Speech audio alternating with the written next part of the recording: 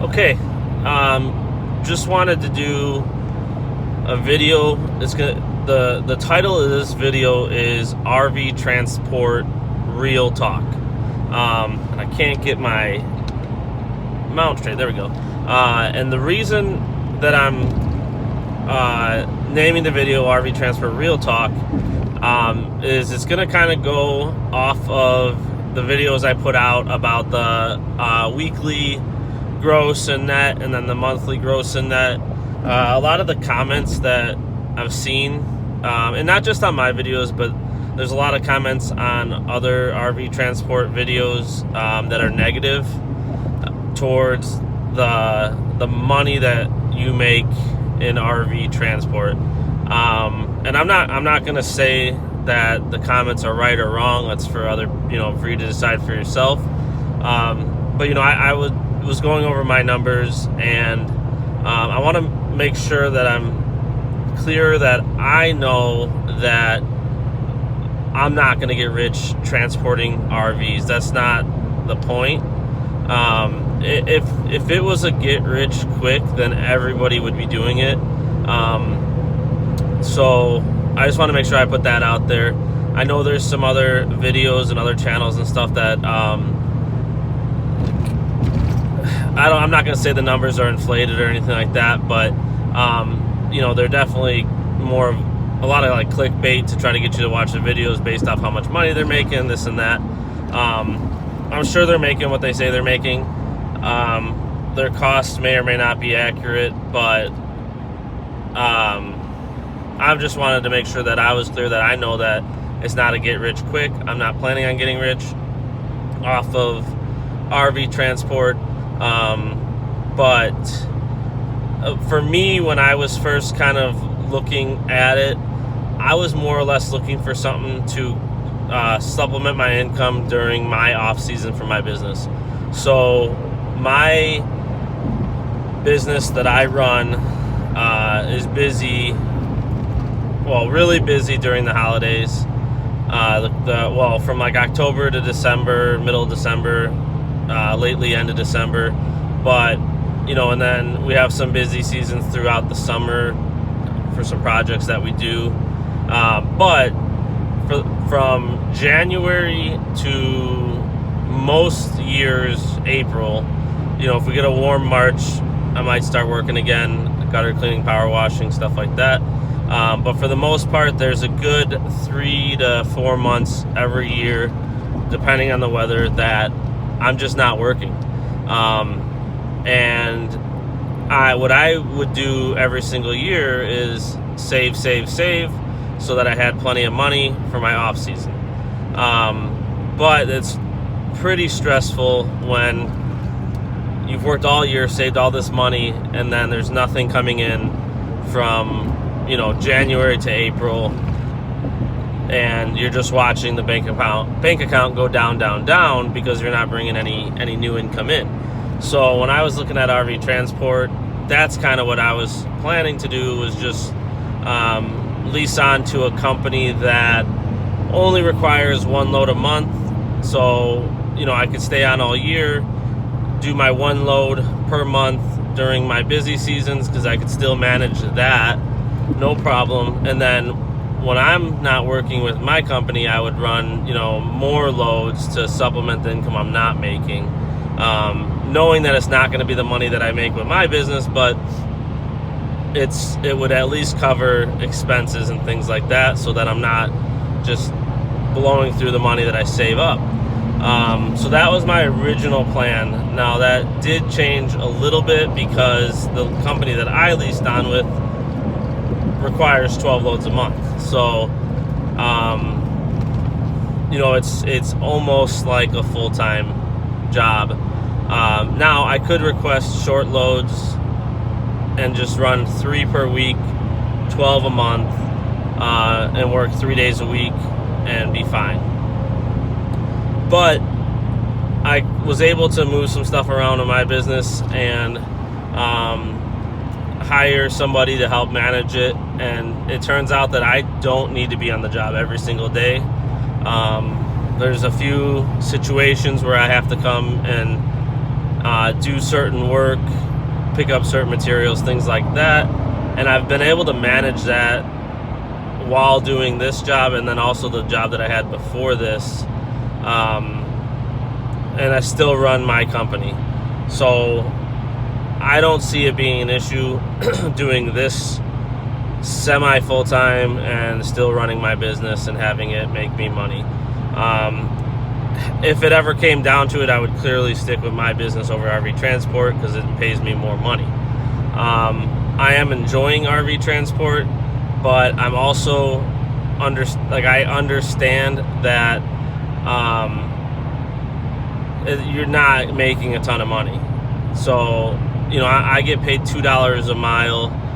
And the way that I kind of look at it with my deadhead plus my loaded miles, you're loaded 50% of the time pretty much. I don't get any backhauls. I don't want any backhauls because I don't want to be sitting around or driving a certain distance to go find a backhaul and bring it back. Most of the time I'm picking up this load, I'm dropping it off, and I'm trying to get home to my family. So the way that I look at it, I'm getting paid $2 a mile. It breaks down to $1 per mile because you're only loaded 50% of the time pretty much. I could still make money on that $1 per total mile. But again, you're not going to get rich doing it, but you are going to make some money. Obviously guys, like if you're on the RV Transporter Facebook pages, you're going to see guys that say they have their own authority. They're getting $4 or $5 a mile. That's awesome. I'm not sure that that's anything that I am going to do because, the insurance is very expensive. If you've looked into hot shotting or just getting your own authority, getting your own insurance, you're probably going to be paying around $2,000 a month. So now if you're paying that kind of money plus all the other costs associated with, hot shotting and having your own business, you definitely have to be dedicated full time because, just the insurance alone at $2,000 a month, like you have to make $2,000 before you have to generate $2,000 in revenue before you're making any money. And I realized that with my own business because, I kind of scaled it back a little bit. I had a decent sized shop and I had multiple trucks running, and had 4 or 5 people that were working for me. And when I really started crunching the numbers, I was actually making less money than when I was just running it by myself because I had to generate $10,000 in revenue just to cover my costs before I started putting any money in my pocket per month. So it ended up, to me, I scaled it back a bit, moving some things around and then growing it back up again, and just going to do things differently to not have the expenses so high. But my point for that was that, if you decide to get your own authority, get your own insurance, all that, you better be dedicated because you can't take off a month and then expect the revenue to still be there. And there's growing pains associated with trying to grow a business. So if you think you're gonna just get your own authority, get 10, 15 drivers, whatever, start hauling campers or whatever you decide to do, like there's a lot of costs associated with that, a lot of dedication time. So when I see those comments on the Facebook, it's great if it's working for them, but I don't know that I'm at a position in my life where I could do something like that. That's why this RV transport with the company that I'm leased on with is working out well for me because I'm home every night, and I'm able to make some money still. Some of the comments that I saw, one was after my 8250 or whatever it was total gross, the guy said, oh, you probably pocket about $750 a week. It's more than $750 a week, I can guarantee you that. If my average week is right around $2,000, I would say I'm still holding pretty strong at that $1,400, and then when you associate, depending on what your vehicle payment would be, I find it hard to believe you wouldn't be taking home $1,200. But you're probably, if you had a job working for somebody else, whether say you work at Walmart, you might have a vehicle payment anyway. So when everybody brings up like the insurance, the vehicle payment, stuff like that, like I think they quickly forget that most people have a vehicle payment. Everybody pays insurance to some extent, and everybody pays for gas to transport themselves to and from work. So there's always a cost associated, whether you work for yourself, whether you work in RV transport, whether you work for a company. You're gonna have gas, you're gonna have a car likely costing you something, you're gonna have food that costs you, like you're gonna either bring a lunch with you to work, you're gonna go out to lunch at work. So that's a cost associated no matter what job you have. So one of the other comments that I saw, and I do believe the guy has a point, he said that most of the people he sees doing this line of work are just doing it to pay for their big diesel truck or whatever it was. You pretty much have to have a big diesel truck to do this line of work. But where I can kind of see his point is, I see a lot of brand new trucks, Ford F-350 Platinum dualies, Longhorn Limited, Ram 3500 Cummins dualies, whatever. Yeah, they're $100,000 trucks all day long for the most part.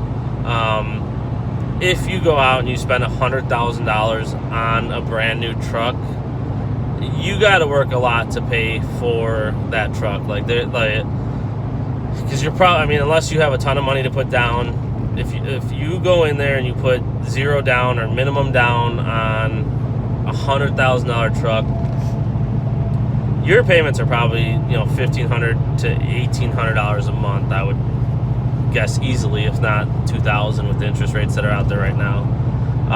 So yeah, you have to work a lot just to pay for that truck.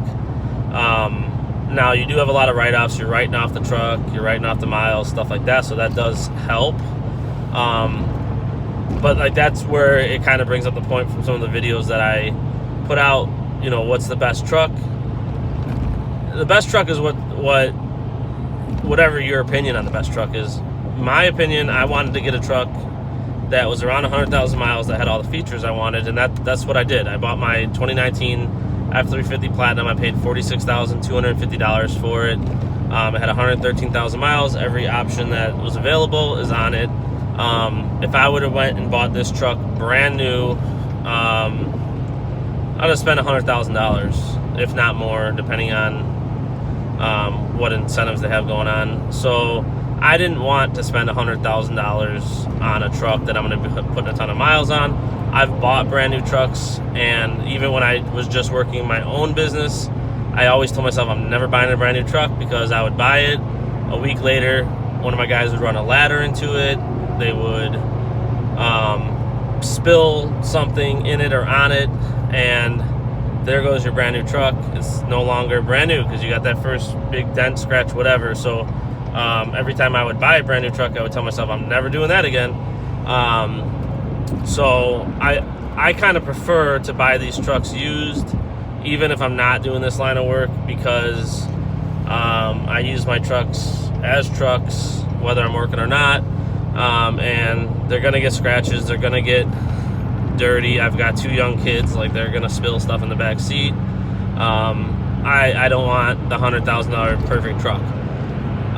But yeah, that guy had a point. Like you are gonna spend a lot of money on that truck, but if you're one of those guys that's gonna run extremely hard all the time, you can make the money to pay for that truck. You're gonna be in it a lot, so if that's what you want, you gotta buy what you want. I bought the truck I wanted because I'm in it a lot now. Another comment that came up was in a different video, one of the videos that I put out about why you should have all these extra options on a truck, because of some of the safety features and whatnot. Somebody had said, I think it was something along the lines like man up and buy the work truck and just do your job type of thing, which is fine, like cool, drive the cheapest diesel 2500 Ram Tradesman that you can get. Like, there's nothing wrong with that. I didn't want to do that. I don't want to, like, I enjoy having the leather seats. I enjoy having heated, cooled seats, heated steering wheel, massage sheets, all the good stuff. Like, I'm now in this truck a lot, and I would prefer to be comfortable in it. Some people don't care about that stuff. They maybe they don't value, you know, some of the safety features like the lane keep assist or the adaptive cruise control, pre-collision assistance, things like that. You know, if you're okay with not having any of that stuff and you don't care for heated seats and all that, yeah, buy the Tradesman, save the money, and just, you know, work and make more money. That's a good idea. I would have spent more probably, or yeah, I would say I would have spent at least 50 on a base model Ram Cummins 2500, if not more than that, in a Tradesman, and had no options. But I would have had a brand new truck with 0 miles and a warranty. So you have trade-offs, you know, and some people don't care about options, some do, and when I watch a lot of the other RV transporter pages, like, you'll see that some guys are driving the Bighorn Ram, some guys are driving the Platinum Power Strokes or Denali GMCs. Like, everybody's got their preference, and you know, that they all make good trucks, they all have options, and that was kind of my response to that one. Was like, it's a good thing that in today's market we have a lot of options. You can go with a base model truck, or you can go with a super expensive loaded out truck. You know, and you have those options, and it works for everybody, which is good. I'll continue to put out the videos with the numbers. I'll continue to respond to people, and if I feel the need, like this video, to put out a response video, I'll do that as well. I appreciate all the comments, whether they're negative or positive. Like, I appreciate them all. I will respond to all of them. And I definitely appreciate the likes and the follows. The page has been growing, which is awesome. I'm going to take it that means that people are liking the videos that I'm putting out. They're liking the real information that they're getting, and that, you know, that makes me feel good. Because, like I said, I don't have any goals for the channel. That's another situation where I don't plan on getting rich from YouTube. I don't honestly plan on making any money on YouTube. I just wanted to have a page where people can ask questions, learn about RV transport or trucks, and we can just have conversations. So if you find this video helpful, like it, comment, subscribe, and we'll see you on the next video.